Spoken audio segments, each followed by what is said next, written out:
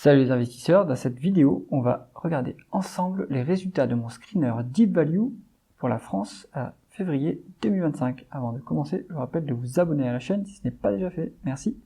Alors, les paramètres de mon screener Deep Value. On est sur la France, on est sur pas mal d'industries, j'en enlève quelques-unes que je n'aime pas du tout, la biotechnologie, les marchés des capitaux, les labos, pharma, la finance du consommateur, donc un crédit consommation, l'immobilier, les banques, assurance, automobile, etc., etc., et j'en passe.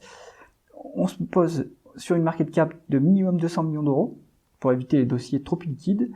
Et là, on rentre mon critère que je vais appeler plutôt deep value, mais c'est pas bon, c'est un abus de langage, mais on se met sur des entreprises qui cotent moins que leurs actifs nets tangibles. C'est-à-dire que, en fait, la capitalisation boursière est inférieure à la somme de tous les actifs tangibles uniquement. Les actifs tangibles, ça va être les usines, les stocks, les liquidités, etc. Mais rien, il n'y a pas d'intangible, donc pas d'écart d'acquisition, pas de marque, etc. Et on se met aussi sur des dossiers qui ont quand même publié des bénéfices nets positifs ou à minima nul sur le dernier quarter. À partir de là, voici la sélection que nous obtenons. Et on va regarder ça dossier par dossier. Alors le premier c'est Ayvens. Peut-être que vous ne connaissez pas, mais c'est la filiale ALD de la Société Générale. Donc pourquoi est-ce qu'ils ont changé de nom? Parce qu'ils ont fait une fusion et qu'en plus le résultat était catastrophique. Donc quand on fait une fusion qui foire, eh bien, on change de nom, comme ça on oublie que ça a foiré. Ayvens, moi je vous recommande fortement d'être à l'écart. Donc c'est plutôt une banque en fait. Il y a une colonne que je n'ai pas ajoutée et je vais l'ajouter, c'est net debt, elle est là, net debt sur EBITDA, donc on la retrouve ici. On est sur, voilà, regardez la dette nette sur l'EBITDA de cette entreprise, 11,7, c'est n'importe quoi. On est sur une entreprise qui en fait se comporte comme une banque et bon, la Société Générale, elle va peut-être devoir renflouer cette entreprise pour la maintenir à flot. Rentabilité et capitaux investis médiocres. Et vous pouvez voir le price to tangible book value est à 0,7 parce qu'en fait les actifs tangibles ce sont les véhicules d'occasion. Maintenant il y a tellement de dettes que en fait ce dossier c'est pas soutenable. Donc Ayvens à l'écart. Esso c'est la filiale d'Exxon, donc la filiale de raffinage d'ExxonMobil en France. Donc ça c'est un dossier deep value bien connu des investisseurs value justement deep value puisque c'est une entreprise qui cote à moins que c'est à 0,6 fois les actifs tangibles. Il y a beaucoup de cash dans l'entreprise. Maintenant, c'est peut-être un value trap dans le sens où l'entreprise ce cash ne bouge pas, l'actionnaire ne voit pas la couleur du cash. Donc l'idée, c'est de se positionner, si on s'intéresse à cette entreprise, on se positionne dessus en attendant le jour où il y a un changement capital, par exemple Exxon rachète sa filiale, où il y a un dividende spécial qui est versé aux actionnaires. En attendant, eh bien, on a des maigres résultats, mais bon, on se paye pas cher. Enfin, on a des résultats corrects, mais c'est très cyclique, ça va dépendre des marges de raffinage. Donc à l'heure actuelle, on se paye sur un price to free cash flow de 1,7 par rapport au free cash flow des 12 derniers mois. Ces free cash flows sont très cycliques, si on a fait des années de pertes. Depuis 2022 et l'invasion de l'Ukraine, on a des marges de raffinage qui ont explosé. Donc Esso, ça peut être intéressant. Voilà. Il peut y avoir un coup d'opportunité à se placer là-dessus, mais en tout cas, il y a peu de risques qu'on fasse des pertes sur ce dossier, puisque en fait on a double marge de sécurité, le price to free cash flow vraiment très bas, et le price to tangible book value également très très bas. Et il n'y a pas de dette puisqu'on a un cash net. Donc pourquoi pas. Manitou, on l'a déjà étudié sur la chaîne. Donc les actifs tangibles, hein, ça va être les stocks, et surtout les stocks en fait. Donc l'entreprise elle produit des appareils, des chariots élévateurs, donc tout ce qui est élévation pour les chantiers, les travaux, etc. C'est très cyclique, évidemment. Maintenant, la dette n'est pas très élevée, 1,3 fois l'EBITDA, donc ça reste soutenable. Et on a une bonne rentabilité en plus, à 13,3, et un price to free cash flow qui est à 6,6. Donc, ces free cash flows sont très très volatiles, c'est pour ça qu'on se paye avec un multiple aussi bas. Maintenant, il y a une marge de sécurité sur les actifs tangibles, puisqu'on est décoté par rapport à ces actifs tangibles. Donc Manitou, c'est aussi un dossier qu'on a étudié sur la chaîne. Vous pouvez aller voir ça et vous faire votre propre avis. Moi, je pense que c'est intéressant. Beneteau. Donc on est sur les bateaux de plaisance, on est sur un dossier qui décote par rapport à ces actifs tangibles. Donc là je connais pas bien le dossier pour dire qu'est-ce qui correspond à ces actifs tangibles. Est-ce que ce sont les stocks justement de produits en construction, est-ce que ce sont les usines, etc. Donc à regarder dans les rapports annuels. On n'a pas de free cash flow apparemment, parce que le price to free cash flow sur les 12 derniers mois est négatif, enfin il n'est pas défini ici, mais ça veut dire qu'il est négatif. Donc on a potentiellement des bénéfices nets, mais les free cash flow ils sont peut-être négatifs parce qu'on doit avoir des grosses dépenses en capital ou un autre facteur qui influence les free cash flow. Donc prudence sur le dossier Beneteau, à mon avis, c'est pas forcément une bonne idée de rentrer à ce niveau-là. Peut-être attendre une décote supplémentaire sur les actifs tangibles, puisque la décote est seulement de 10%, donc c'est pas forcément très intéressant. Savencia, donc ça c'est une énorme value trap, donc c'est le numéro 2 de la production de fromage, il me semble, hein, en France. Donc en fait c'est l'entreprise possède énormément de marques de fromage sans aucune synergie entre les différentes marques. Donc c'est pour ça qu'on se décote, on se valorise plus faiblement que les actifs tangibles qui sont constitués en fait des j'imagine des stocks et des produits finis, des stocks de matières premières et des produits finis, et éventuellement des usines, mais on a une forte décote, mais à mon avis elle est justifiée parce que en fait c'est une entreprise qui a une faible rentabilité, comme vous pouvez le voir ici, on a 5% de rentabilité. On se paye à 3 fois les free cash flow. Maintenant ça dépend aussi beaucoup du consommateur français. Donc Savencia, je suis très mitigé. S'il y a des connaisseurs du dossier, dites-moi en commentaire. Moi je pense qu'il vaut mieux rester à l'écart. Laurent Perrier, c'est du champagne, et là aussi c'est un secteur qui est en difficulté. En plus on est à une fois les actifs tangibles.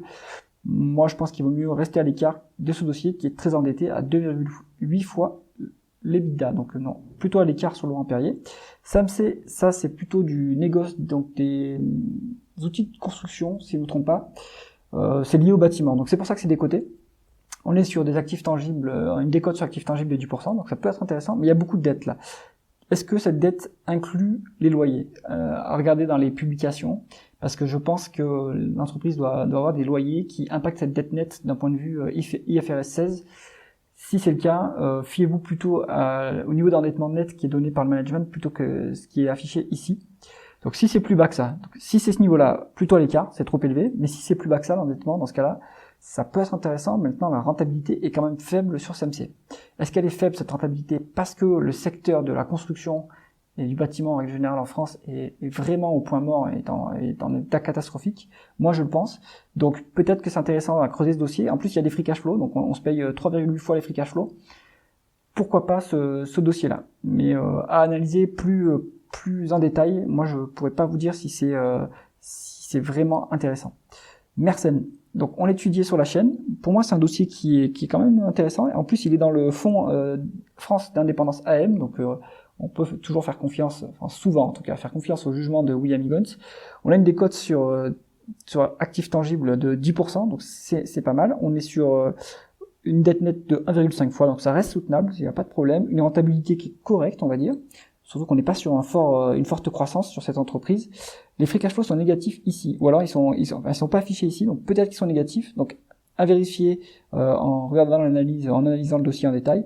Est-ce que les free cash flow sont négatifs sur les 12 derniers mois? Si c'est le cas, méfiance quand même. Il faut savoir pourquoi ils sont négatifs. Est-ce que c'est cyclique et que l'entreprise a dû faire des grosses dépenses en capital?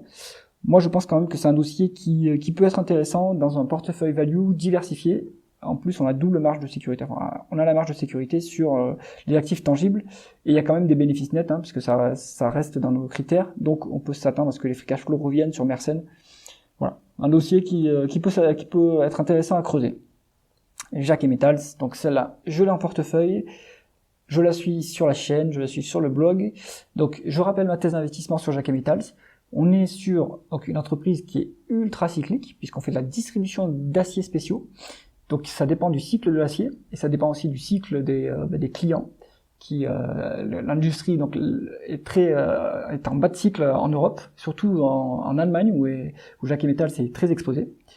Donc, l'idée, c'était on a une énorme marge de sécurité sur les actifs tangibles, mais en plus, si on creuse le bilan de l'entreprise, on a une marge de sécurité supplémentaire parce qu'on décote par rapport au stock, rien qu'au stock. Donc, qu'on n'ait pas une décote de 40% sur les stocks, on doit être une décote de 10 à 15% de mémoire. Il faudrait que je regarde à nouveau, mais voilà. Donc, on a double marge de sécurité, décote sur actifs tangibles, décote sur les stocks. La dette qui est affichée là, elle est pas du tout correcte. L'entreprise est endettée à moins de 2 fois les bidas. Ça, il faut regarder la dernière publication, mais dans cette dette-là qui est indiquée par Coifin, on a les loyers puisque Jacques et Metals loue certains de ses entrepôts, donc ça, c'est pas du tout correct.